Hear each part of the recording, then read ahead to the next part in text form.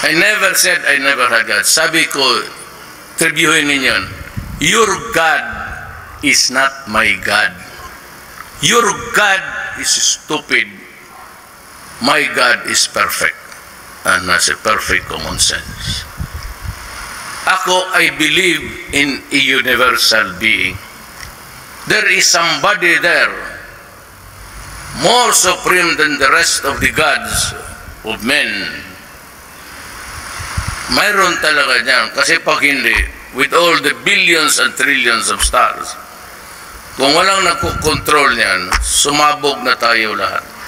Why do you have to talk about religion? If I choose not to believe in any God, what's the thing about it? It's the freedom of to choose one. Why do you bind me with something very stupid? Binigyan ako ng Diyos ng isip. Why do you bind me to a belief? They are taking against me the cudgels for saying, God, your God is stupid. Totoo naman. And I said that, kung hindi itong mga bobo na ito, I said that in connection with my statement against Sister Fact. Sabi ko, I can take the insult of a garbage collector or a general or a mayor or even anybody else's for that matter. Ang hingain ko lang is that when you do it, you are a Filipino. Why? Because you pay my salary. Sabi ko, not everything in the Bible is so. Sinong nag-publish ng Bible na yan?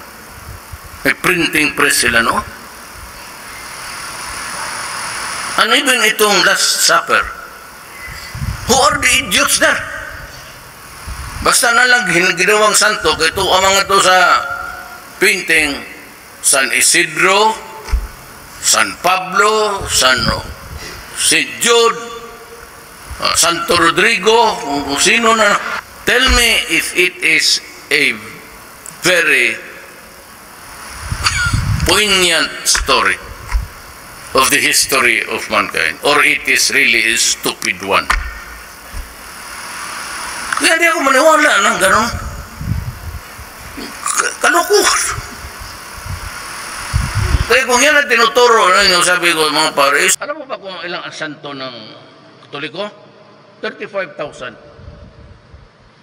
All the years. Sa Italy, marami sila. Pilipino, mayroon rin. Magdasal ka na sa isang Diyos, magdasal ka ba dito sa mga santong iba?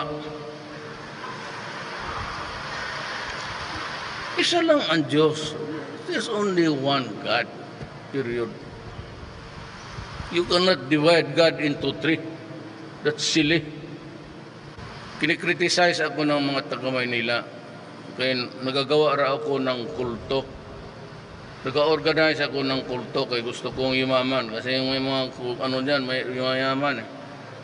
Wala mong bayad itong akin. Libre.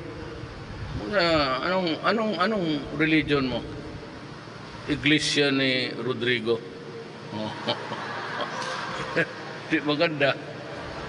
Walang bawal, wala lahat. Sige, larga. I'm sure may question pa regarding the president when he called the God stupid from Virgil. Was his latest pronouncement in contradiction to his claim last week that he respects the Catholic Church? No, that's his personal belief. Individuals are entitled to their personal beliefs. That is the nature of freedom of religion. There are two aspects of freedom of religion. Number one is the liberty to believe, and number two is the anti-establishment clause. So, lahat po tayo may karapatang magkaroon ng pananampalataya, lahat tayo may karapatang huwag magkaroon ng kahit anong pananampalataya. Ulitin ko po ang aking panawagan para maiwasan na po yung ganitong katinding paghihinakit sa simbahan Katolika. Siguro po kinapanahon na buksan ng simbahang Katolika ang mga naging biktima ng pagmumolestya ng mga kabataan sila, tanggapin ang realidad, aminin humingi ng patawad doon sa mga naging biktima. Dahil ang presidente lang po, siguro po, nagiging krusada na ito ni presidente, nagkataon yung isang biktima naging presidente, sana po itong problemang ito mabigyan ng solusyonan, magkaroon ng reparation, magkaroon ng pag-amin at pagpapatawad.